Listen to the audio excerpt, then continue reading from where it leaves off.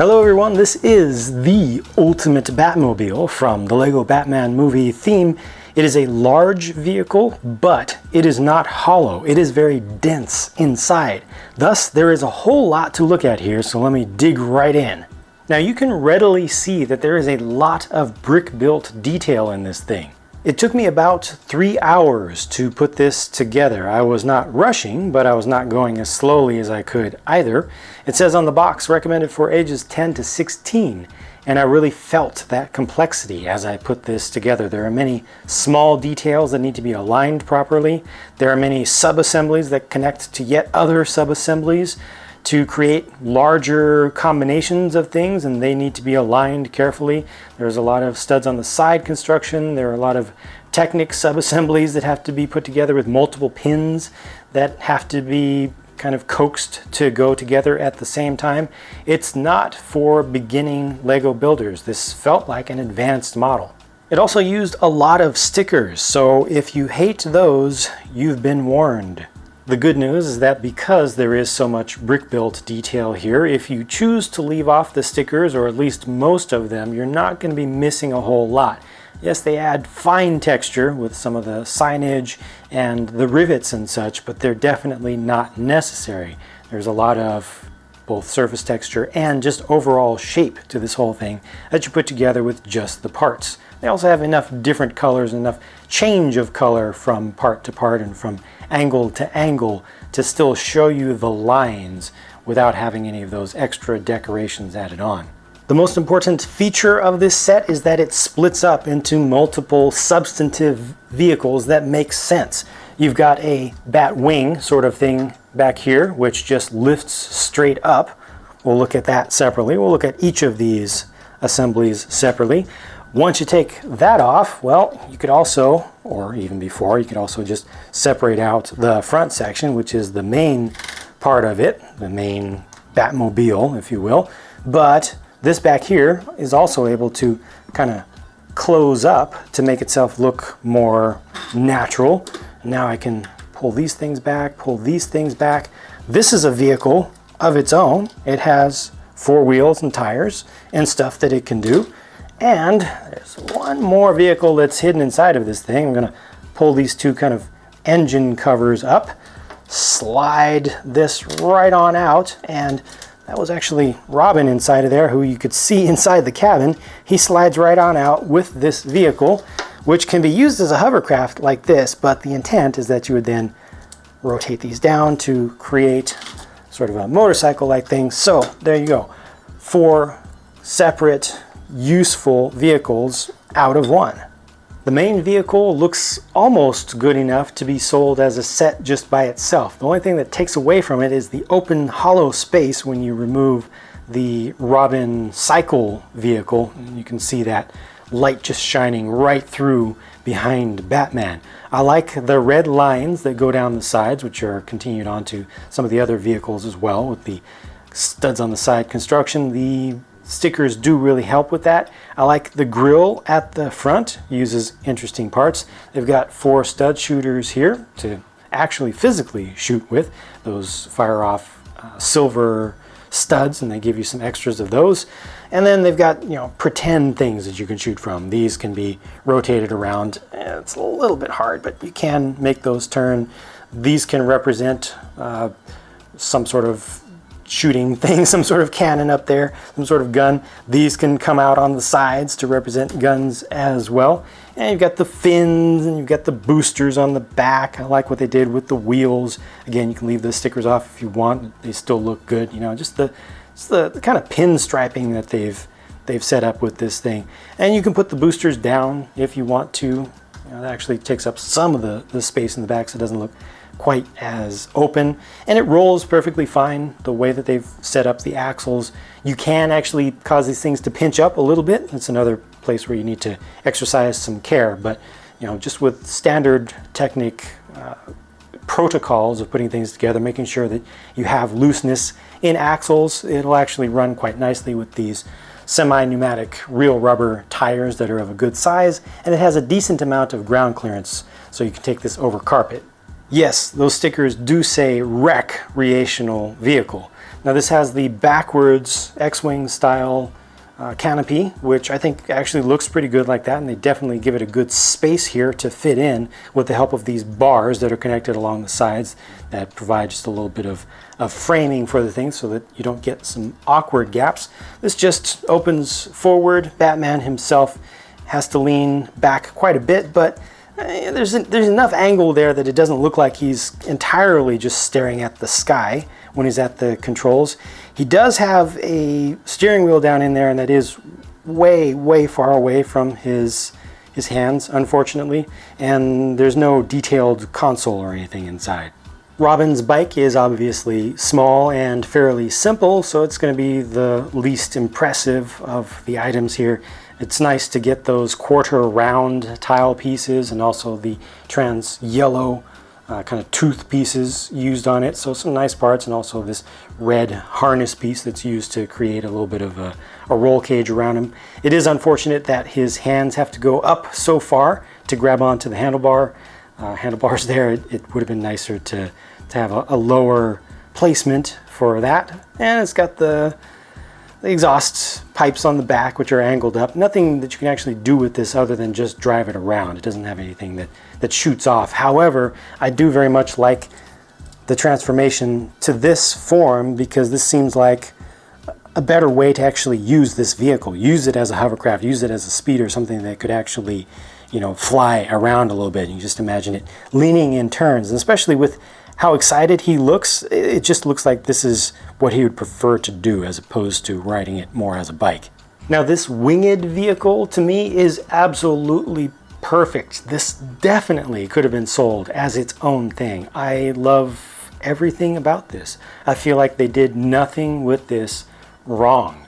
It has a lot of detail. It has nice lines that are consistent from front to back. Has different techniques that are used. You can alter the angles of the wings if you want them to be up like this, if you want them to be down like this. It's actually useful for attaching the thing and making it look more like it fits into the whole Batmobile itself, but it's something that you can use in the air, and I like. You've got different thrusters on the back. It has 2 spring-loaded shooters that you can operate from the back here as well. I guess this area doesn't look that great, but it doesn't look that bad. I mean, they even added in some extra texture in this section here, which they didn't need to, but that really helps with the look of the thing. Makes it look more like this is intentional, all the stuff on the back. I like the angles of these parts here for the stabilizers. These small builds were nice. I don't think I've seen Lego do that before. This is the core of it is a flick-fire missile, and they use this relatively new spacer piece to fit over that. Gives it just some nice shaping all throughout. Nice small details. The pilot does have to angle up just a little bit, but it's not too bad. Yeah, and again, the use of this same type of canopy piece in reverse to give a nice shape that just looks good to me. Good use of these vertical fins on the sides to help frame that. So again, you don't get a lot in the way of gaps. There's a little bit of gap there, but that's perfectly acceptable to me. This opens up, and it does have a console. That's a sticker piece right there showing some status of what's going on with the craft, and it has 2 control sticks as well. What more could I possibly ask for? And then there's this thing, which reminds me just a little bit of the Arkham Asylum Batmobile because of the whole cab forward structure of it. This is very heavy, surprisingly heavy for its size. It doesn't look particularly interesting from the side, but it does have a lot of very intentional shaping that's built into it. And this one has to do the most work of any of the modules to adapt to the Ultimate Batmobile form. You have these parts that get turned in, because this becomes the back of the Ultimate Batmobile, so these are thrusters for that. But in this form, you could see them as cannons or some sort of shield generator array or some sort of sonic weapon or something. You can use your imagination for that, but it's intended to be driven like this. I appreciate the inclusion of extra details down here, just on the parts that normally are hidden away, so that makes it look more complete when it's in this standalone form. This section back here on the roof moves a lot when you're putting it into the Ultimate Batmobile combination. This has to sit on the roof of the front section, and it also creates the docking bay for the aircraft. And there is so these two clips here are the things that connect to the main section. That's one thing that's not done all so well, is that those two clips are the only things that connect the main Batmobile, the main front, to this rear. So if you try to pick the whole thing up from the back, then the front will tend to fall off. That is something to watch out for. But this is able to shoot more than anything else in the set can, because it has these two 6-stud shooters, one on either side, so that's a lot of firepower that's available there, more than with anything else. And it's valuable in that sense, and it does roll around just fine. It does have 4 wheels, it's not scraping. The back of it has not quite so much ground clearance, especially at the rear, but it's able to run around just fine. It's a nice sturdy structure, and they've used that same canopy piece here, but in kind of the correct way, if you will, the originally intended way. It just makes for a different look. I think it looks good. There's not a lot for driving compartment here. The entire compartment is angled in such a way that the pilot, or the driver here, is angled back a lot, but yet it doesn't look like he's looking at the sky. Again, it's good enough. It looks like he's looking out towards the front. A lot of these vehicles and craft that Lego does have the driver or the pilot leaning practically on their back, and it just looks silly to me. But this actually works, and he has 2 control sticks there, probably tank style control, and he has another console, and that is just another sticker. Plus, behind the cockpit is storage for minifig weapons. So a couple of katanas there, a couple of batarangs, one for Batman, one for Batgirl, and more stickers, of course, but those just represent consoles. That's a place where you could bring some figures in. You probably want to remove the weapons first and remove those clips to actually allow a figure to sit down in front of one of those. You might be able to do a little bit of rearrangement to make that work better for you, but again, it's nice to get more small detail inside of this thing. One last thing that gets built is this bat signal. It's the largest bat signal, I believe, that Lego has released as an official set. It is the 3rd bat signal that we've gotten for the Lego Batman movie. So there was this one, which was a nice build. They also did a really small one as well. Now, these used printed tile pieces to give you the bat signal itself, that shape. This one uses a printed dome, trans black or trans brown dome piece, and it has inside of there a light brick. You push on this little button on the back of it, and a light brick actually lights up. Now that is able to transmit through there, and the light brick gives you light that is sufficiently focused to actually project a bat image onto a wall. It doesn't have infinite distance, because of just the light itself is only but so bright. But it really does work, and you don't even need to have a room completely dark to be able to see that effect. That is very nicely done. And this is able to rotate around 360 degrees. You could probably see this as a switch for minifigs to actually pull to turn on and off, but for us huge figs, us humans, we use this, and it has just a little friction gear on the side to keep it from falling down and falling around. So this is also very nice, and it's able to even point straight up. So if you want to project on the ceiling, you can do that as well. Well done. Minifig wise, of course, Batman and Robin are included in this set, but they're really not big deals here because there are plenty of ways to get them, and they're in just their regular outfits for the Lego Batman movie, as is Batgirl over on the right. They're all nice figures, but this Alfred Pennyworth in bat suit outfit is a much more special thing to me. Has that nice print for the hat. It's exclusive, has his exclusive face print, and has the exclusive torso print. Makes that a particularly collectible figure, in my opinion.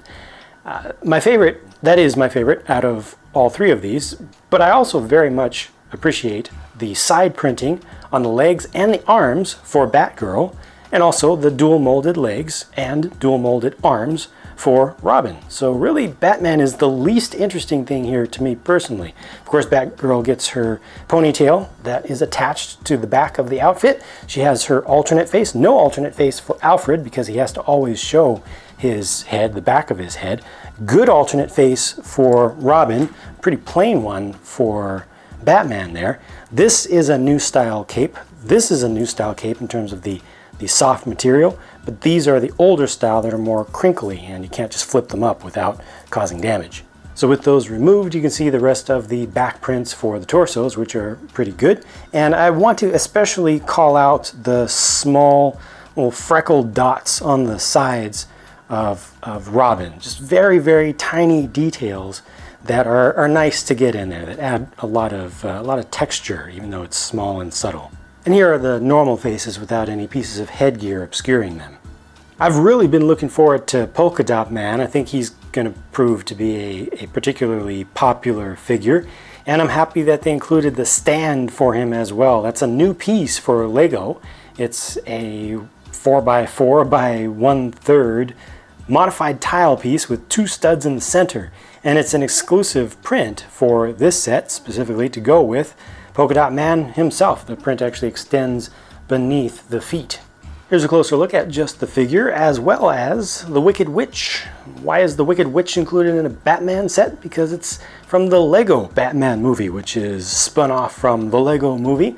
So they're able to use a little bit of imagination, cross themes, and cross dimensions, if you will. Now, as far as the comparison between this version of the Wicked Witch and the version that we got previously for Lego Dimensions, it's close. It's very close. As a matter of fact, it's possible it's supposed to be identical, but these were just done in different batches, possibly on different machines, the way they were printed. There's slightly different thicknesses in some of the lines, but I think they're supposed to actually be exactly the same. Now, Polka Dot Man has printing all over him. He's got printing on the sides of the legs, and the bits of dots that cross from the front to the sides are lined up very well. It's not perfect, but it's pretty good. They missed just a little bit underneath the leg where the curve comes to an end. There's just a little bit of gap there, but all told, I think it's a pretty exciting looking figure, a pretty cool looking thing. I'll probably be looking for an extra one of these myself, just to have an extra set of these interesting parts. Even has nice printing on the top of the helmet. Alternate face for this guy is pretty significant, very, very expressive. And there is a nice back print for the Wicked Witch, but she does not get an alternate face because of the type of headgear that she wears, which would show that alternate face all of the time. And there's just a clearer look at their faces, with one of them a little bit askew. Last but not least, there are 2 flying monkeys included for the Wicked Witch to command. I'm surprised they actually came up with 2 separate face prints for them. It's a nice little luxury.